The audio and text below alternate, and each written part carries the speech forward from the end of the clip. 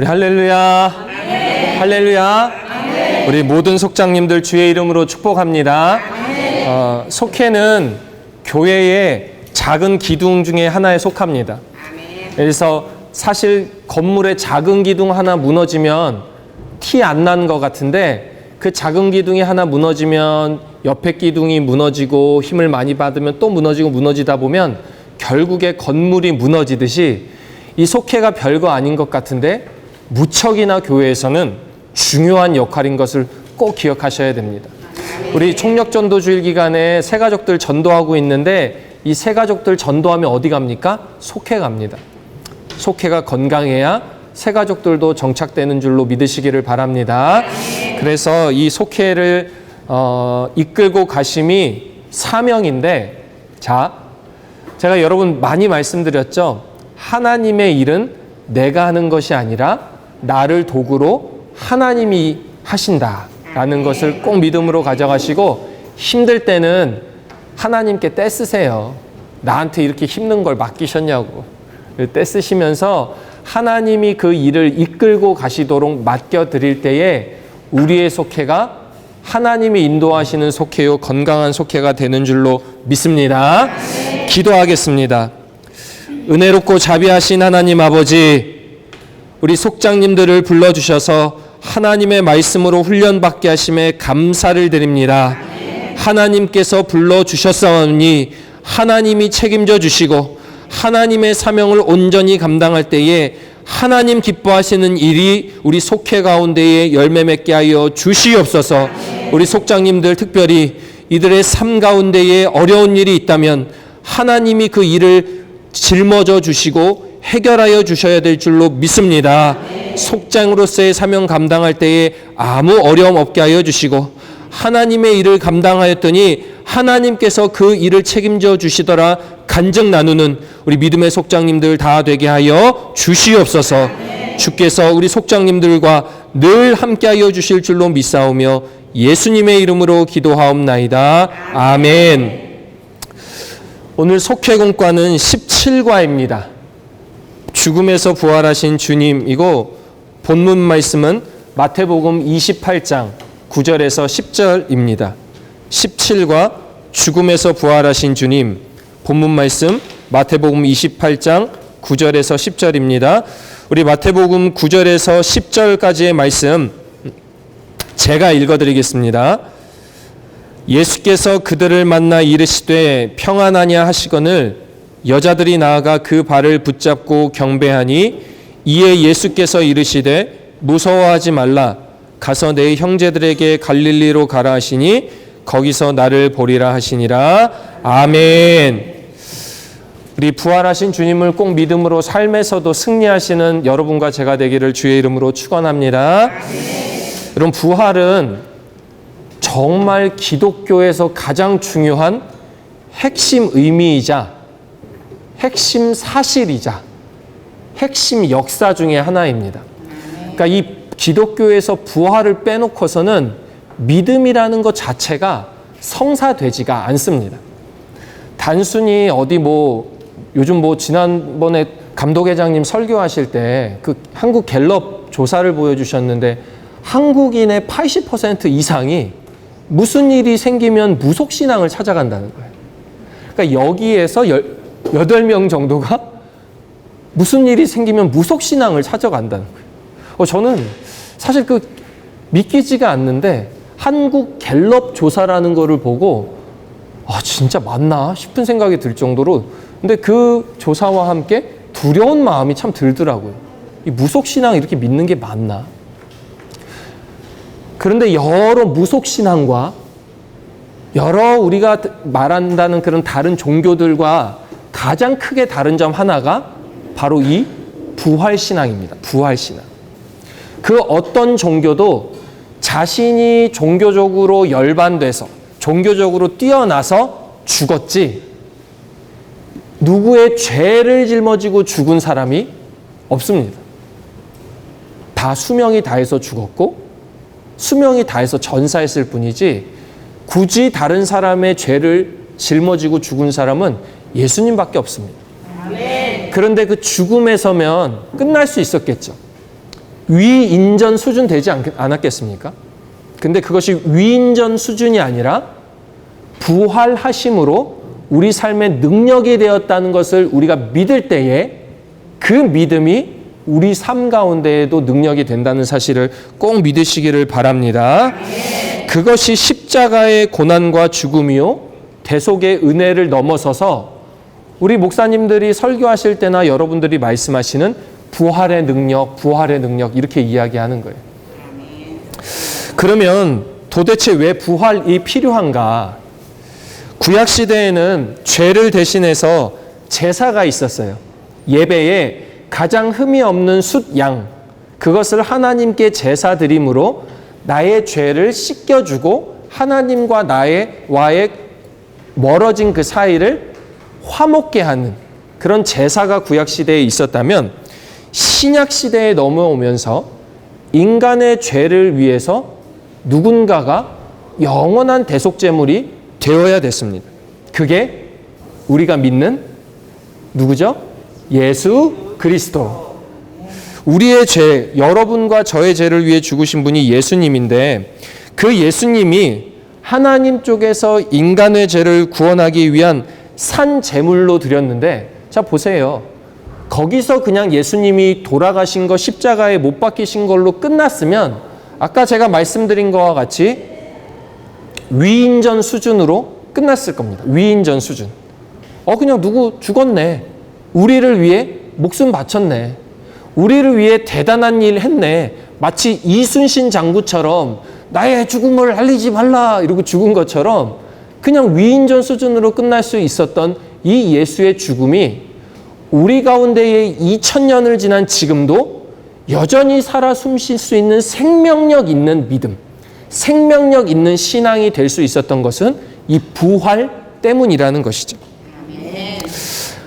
죽음이라는, 인간이 결코 이길 수 없는 죽음이라는 그 권세를, 사망의 권세를 이기신 예수님을 믿는 믿음이 우리 가운데 있기 때문에 우리는 세상에서 넘어진 것 같으나 세상 권세 이기신 예수님이 우리 대신 이겨내시고 우리 대신 세상을 이겨내 주신다는 믿음, 그것을 믿는 믿음이 우리 속장님들의 믿음인들의 믿음인 줄로 믿습니다.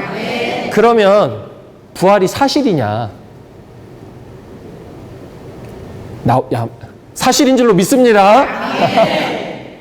여러분, 부활이 역사적 소설에 있는 그런 소설로 믿어지면 안 됩니다. 정말 역사적 사실로 믿어져야 됩니다. 여러분, 사실이라는 것을 국어사전에 찾아보면 이렇게 나와 있네요. 실제로 있었던 일이나 현재에 일어나는 일이래요. 있었던 일이나 현재에 있는 일. 과거에 있었던 일이나 현재 있는 일로 나눠볼 수 있어요. 그러면 우리 눈앞에 보이는 것을 사실로 이야기할 수 있습니다. 여기에 물이 있는데 물이 있습니다는 사실이 되는 것이지요. 그리고 또 하나의 사실이 있는데 과학적 사실이라는 표현도 씁니다. 의학적 사실이라는 것도 씁니다. 그런데 과학적으로 모든 것이 다 지금 발견이 끝났습니까? 아니죠. 여전히 과학적인 연구가 이루어지고 있고 여전히 사람 인체 몸에 대한 연구가 이루어지고 있습니다. 그래서 과학자들이나 의학자들, 의사들이 이야기할 때 꼭 앞에 한 문장을 덧붙이죠.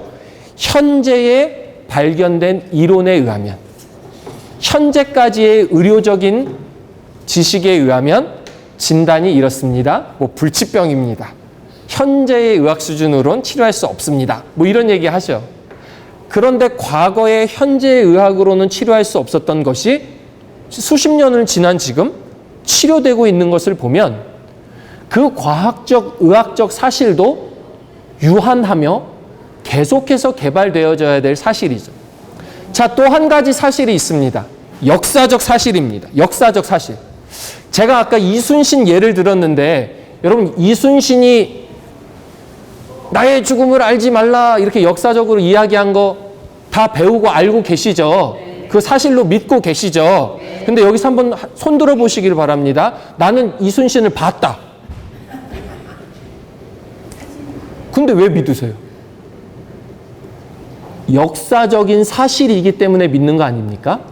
역사적으로 증명되어졌고 누군가 그 이순신이 화살을 맞았을 때 그 옆에 그것을 보았던 누군가에 의해서 구전, 입으로 전승되어졌고 그것이 누군가에 의해서 기록으로 전해졌기 때문에 그것이 역사적 증거가 사실로 이어져서 우리가 책에서 배운 게 아닙니까?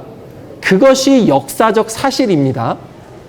그렇다면 이 부활을 믿는 역사적 사실은 무엇인가?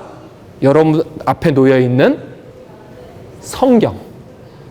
성경이 역사적 사실이 되는 겁니다. 성경 마태복음, 마가복음, 누가복음, 요한복음에 공통적으로 수십 년의 세월이 걸쳐서 수십 년의 텀이 이어져서 있는 상황에서 쓰여진 공관 복음서임에도 불구하고 동일한 내용이 적혀져 있다는 것은 역사적 사실이 입으로 전해졌고 기록으로 전해져 있어서 우리에게 사실로 전해져 오고 있다는 것을 증명하는데 그 부활의 사실은 단순히 기록으로서 이 종이상에 있을 뿐만이 아니라 살아계신 하나님을 통해 또 우리 가운데 역사하신 성령님을 통해 여전히 우리 삶 가운데에 살아 숨쉬고 계시다는 것을 이 성경을 통해 우리에게 말씀하고 계신 것이죠. 그래서 성경을 공부하는 것이 중요한 겁니다. 그래서 여러분들이 여기 나와서 말씀 공부하시는 거예요. 이 성경이라는 역사적 사실을 통해 실제로 일어났던 사실을 통해 부활하신 예수 그리스도를 믿는 믿음으로 계속해서 승리하시고 오늘 이 부활의 현장, 예수님의 빈무덤이라는 곳으로 찾아간 부활의 현장에 찾아간 이 마리아의 모습을 통해 우리에게 주시는 교훈은 어떤 것인지 몇 가지로 나누어 은혜를 나누려고 합니다. 자, 오늘 이 막달라 마리아는 안식일이라는 토요일을 지나고 무덤을 찾아갔습니다. 그때 천사가 돌을 굴려서 무덤을 열었고 예수님이 살아나셨다라고 선포가 되어집니다. 그 소식을 듣고 여인들이 막 달려가서 제자들에게 알려주려고 그럴 때에 예수님께서 내가 직접 그들을 만나주겠다라는 장면이 오늘의 말씀의 장면입니다. 이때에 예수님께서 하시는 말씀이 무엇이냐? 첫째로 우리 여기에 있는 굵은 글씨 따라 읽어보겠습니다. 첫째로 평안하냐고 물으십니다. 말씀하셨습니다. 예수님께서 평안하냐고 물으셨습니다. 오늘 본문 9절의 말씀을 보면 예수님께서 그들을 만나서 뭐라고 물어보시냐면 평안하냐라고 물어보셨습니다. 이 평안하다는 말은 당신의 헬라어 원어로 카이레테인데 이거는 단순한 인사, 잘 있었어? 이런 인사가 아니라 기쁨, 평안, 은혜가 포함된 의미의 인사입니다. 그러니까 여러분 상황을 한번 생각해 보세요.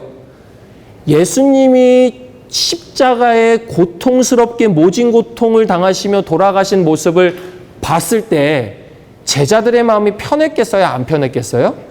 불편했죠. 3년 6개월을 예수님을 따라다녔는데 그 따라다닌 사람이 역적, 신선 모독죄의 십자가 처형을 당하는 모습을 보면 그 제자들의 마음이 편안할 리가 없었겠죠. 그런데 그 평안하게 안 한 장본인 예수님이 제자들에게 나타나셔서 평안하뇨라고 물으시는 장면이 이 장면입니다. 그런데 여인들은 방금 전 무덤에서 천사로부터 그가 살아나셨다라는 이야기를 듣습니다. 마음이 너무 혼란스럽지 않았을까요? 고통스러운 예수님의 십자가 모습을 보고 속상함과 안타까움과 후회로움에 찾아가 그 빈 무덤에 찾아갔는데 무덤이 비어있고 왜 내 눈에는 환상 같은 게 보이는데 천사가 나타나서 여기 예수님 없어. 살아나셨어. 라는 그 혼란과 안타까움의 마음 가운데 있는 이 사람에게 예수님이 평안하뇨, 안심해라, 나야 라고 말씀하고 계신 것입니다. 이 말씀이 예수 그리스도를 믿는 믿음으로 살아가는 우리에게 동일하게 매일 주어집니다. 삶의 혼란함과 환경 가운데에 있을 때에 예수님이 우리의 마음을 찾아오시면서 똑똑똑 하시는 것은 야, 너 죄 때문에 너 심판받는 거야. 너 죄 때문에 고통 가운데 있는 거야. 그렇게 말씀하시는 것이 아니라 너 마음에 예수님 떠나니까 힘들지. 평안 되찾아. 나 늘 네 곁에 있어라는 말씀을 오늘 이 평안하냐라는 인사에 담아 우리에게 이야기하고 있는 것입니다. 아멘. 평안하냐? 걱정하지 마. 나 살아 영원히 숨쉰다. 너와 함께한다라는 이 믿음의 고백을 해주시는 우리 예수님께 날마다 아멘 하시며 세상이 주는 평안이 아니라 예수님이 주시는 온전한 평안을 붙잡고 나아가시는 여러분과 제가 되기를 주의 이름으로 축원합니다. 아멘. 둘째로 무서워하지 말라 말씀하십니다. 우리 여기 교환에 있는 두 번째 진한 글씨 읽어봅니다. 무서워하지 말라고 하셨습니다. 10절에서 예수님은 무서워하지 말라고 말씀하셨습니다. 무덤 찾았던 그 여인들에게 여전히 두려움과 긴장과 놀라움이 역력했을 겁니다. 죽음의 권세 앞에 예수님이 기적을 베푸시는 것도 봤고 죽은 나사로를 살리시는 것도 봤고 예수님께서 오병이어의 기적을 통해 정말 하나님의 아들이심도 봤고 변화산 사건을 통해서 그 산에서 정말 해같이 얼굴이 빛나는 모습도 이 제자들은 봤는데도 여전히 두려움 가운데 있는 이 방황 가운데 있는 사람 앞에서 주님은 그것을 아시고 그들에게 사랑으로 다가하신 말씀이 무서워하지 말라. 나는 너희가 생각하는 그런 무서운 사람 아니야. 나는 너희 사랑하고 너희 일으키면서 너희에게 세기를 허락할 거야 라는 말씀을 우리에게 해주고 계신 것입니다. 우리 역시 예수님을 잃어버리면 두려움 속에 살아갈 수밖에 없습니다. 예수님이 안 보이면 무서움 속에 살아갈 수밖에 없다는 것입니다. 저는 제가 계속 여러분들에게 도전드리고 말씀드리는 것이 속회 지도자 교육에 나오든 트리니티의 예배에 나오든 주일 예배에 나오든지 간에 예배에 나와서 기도하고 계시는 여러분들의 모습 자체를 늘 기적으로 바라보라고 말씀을 드립니다. 여러분 세상에 예수 안 믿는 사람이 더 많아요. 여기에 우리가 교회 내에 있으니까 믿는 사람들이 더 많아 보이는 것 같지 세상은 안 믿는 사람들이 더 많습니다. 대세의 흐름, 유행을 쫓아가면 안 믿는 사람들을 쫓아가는 것이 더 쉽습니다. 그런데 우리는 그것을 거부하고 이곳에 나와 기도하고 있고 이곳에 나와 예배하고 있고 이곳에 나와서 말씀을 듣고 있는 것 자체가 기적입니다. 아멘. 그런데 그 기적은 내가 하는 게 아닙니다. 하나님께서 끌고 가시는 겁니다. 아멘. 그러면 하나님이 나를 끌고 가신다는 것을 믿으면 무서운 일도 무섭지만 두렵지만 낙심하지만 절망하지만 하나님이 이끌고 가시겠구나 라는 믿음이 생겨나게 되는 거고 그 믿음으로 기도하시는 겁니다. 아멘. 오늘 무서워하지 말라는 이 주님의 말씀이 우리 가운데에 세상의 환난과 고난 가운데에 평강과 힘을 주시는 그 주님의 약속임을 믿으시며 승리하시는 여러분들 되시기를 주의 이름으로 축원합니다. 아멘. 우리 세 번째 이 진한 글씨 읽어보겠습니다. 부활 소식을 전하라고 하셨습니다.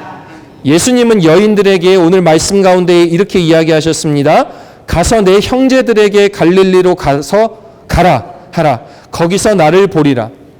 예수님은 이 여인들에게 위로해 주시고 평안하라 나니 두려워하지 말라 무서워하지 말라고 말씀하신 후에 거기서 끝난 것이 아닙니다. 가서 전하라 라는 사명을 주신 것입니다. 복음은 생생하게 살아 숨쉬는 복음은 나 혼자 먹고 끝나는 열매가 결코 될 수가 없습니다. 여러분 우리가 병원만 가도 그 병원 좋대. 어디 밥을 먹으러만 가도 그 식당 맛있대. 어디 뭐 좋은 데 가면 거기 좋대. 이렇게 소문내지 않습니까? 이 복음이라는 게 정말로 내 인생을 변화시킬 만한 너무나도 행복한 열매가 되었다면 안 전할 수가 없는 것입니다. 여러분 주님이 우리에게 주신 복음은 정말 우리 삶을 변화시키는 복음이자 사랑일 뿐만이 아니라 전하지 않고서 못 배기는 복음인 줄로 믿습니다. 담임 목사님도 말씀하셨어요.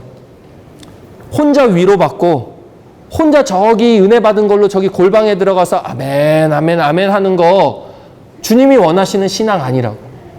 그거 가지고 가족에게 사랑 나누고 그녀에게 믿음 전하고 그거 가지고 본인이 있는 회사, 직장, 공동체 가서 그 사랑 전하는 것이야말로 하나님이 기뻐하시는 완전한 사회적 성화로 가는 것이다.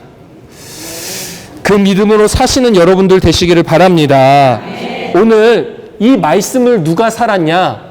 제자들도 살아냈습니다. 여러분 보세요.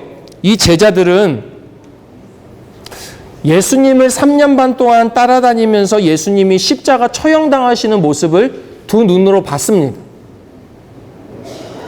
그리고 이 제자들이 뭐 했어요? 십자가의 능력과 십자가 보혈의 그 십자가에 못 박히시는 것을 보고 제자 베드로가 와, 예수님 이제 살아나실 겁니다 하고 믿었어요? 아니면 도망갔어요? 도망갔죠. 1번이에요? 2번이에요? 제자들이 예수님의 고난당하실 거 몰랐어요? 알았어요? 알고 있었어요. 십자가에 못 박히실 거 알고 있었는데도 불구하고 십자가에 못 박히자마자 제자들이 할렐루야 이제 이루어지는구나 했어요? 아니면 도망갔어요? 도망갔어요. 나 예수님 모릅니다 하고 도망갔어요. 등 돌리고 철저하게 도망갔다는 거예요. 그럴 때 예수님이 부활하시고 나서 찾아가셨어요. 여러분 우리가 인간이 사실 배신하고 나면 찾아가고 싶어요? 안 찾아가고 싶어요? 안 찾아가고 싶어요. 여기 우리 선교분들은 다 찾아가는 얼굴들을 다 하고 계셔갖고 제자 베드로가 이상했네. 근데 그 예수님은 그 베드로를 찾아가시면서 물으시는 거예요. 평안하냐? 나 너 옆에 있다. 무서워하지 말라. 복음 전해라. 그때에 무엇이 일어났냐? 제자들의 마음에 완전한 변화가 일어난 거예요. 이것이 사랑의 힘이자 우리가 배운 부활의 능력이에요. 단순한 부활의 능력은 죽은 자를 일으키시는, 죽은 자를 살리시는 수준에 지나지 않아요. 부활의 능력을 통해 무엇을 보여주셨냐? 배신과 사망과 죄와 낙심과 두려움과 절망과 배신감으로 끝나버릴 것 같았던 그 사명이 부활을 통해 사랑이란 위로로 부어지고 그를 통해 제자들 그 사랑 느끼니까 목숨 걸고 복음 전하는 거예요. 아멘. 12 제자들은 안타깝게 모두 다 순교합니다. 그리고 우리가 배우는 사도 바울도 순교합니다. 우리나라에 들어온 많은 선교사들도 어떻게 보면 안타까운 죽음을 맞이했습니다. 근데 우리는 그것을 죽음, 허황된 죽음이라고 이야기하지 않고 순교라고 이야기합니다. 왜? 그것은 단순한 인간의 죽음이 아니라 하나님께서 인도하시는 사명의 끝이기 때문에 그렇습니다. 지금은 이제는 우리가 그 사명을 이어받아야 됩니다. 부활의 능력으로 우리를 사랑하여 주시고 평안하여 주시는 그 주님을 붙잡을 때에 우리 삶 가운데에 놀라운 부활의 능력이 일어난다는 사실을 믿으시고 삶 가운데에 승리하시는 우리 모든 속장님들 되시기를 주의 이름으로 축원합니다. 기도하겠습니다. 은혜롭고 자비하신 하나님 아버지, 오늘도 속장님들 불러주시고 말씀을 통해 승리하게 하심에 감사를 드립니다. 믿음으로 승리하게 하여 주시되 부활하여 주셔서 우리를 사랑하여 주시고 그 죽음을 이겨나가게끔 하신 그 주님을 믿는 믿음으로 세상 나가 승리하는 우리 모두가 되게 하여 주시옵소서. 주님을 믿는 믿음으로 승리케 하여 주셔서 세상에서도 주님 사랑으로 위로받고 사명 감당하는 우리 모든 속장님들 되게 하여 주실 줄로 믿사오며 예수님의 이름으로 기도하옵나이다. 아멘. 하늘에 계신 우리 아버지여, 이름이 거룩히 여김을 받으시오며 나라에 임하옵시며 뜻이 하늘에서 이루어진 것 같이 땅에서도 이루어지이다. 오늘날 우리에게 일용할 양 주옵시고 우리가 우리에게 죄 지은 자를 사하여 준 것 같이 우리의 죄를 사하여 주옵시고 우리를 시험에 들게 하지 마옵시며 다만 악에서 구하옵소서. 대개 나라와 권세와 영광이 아버지께 영원히 있사옵나이다. 아멘. 박수로 마치겠습니다.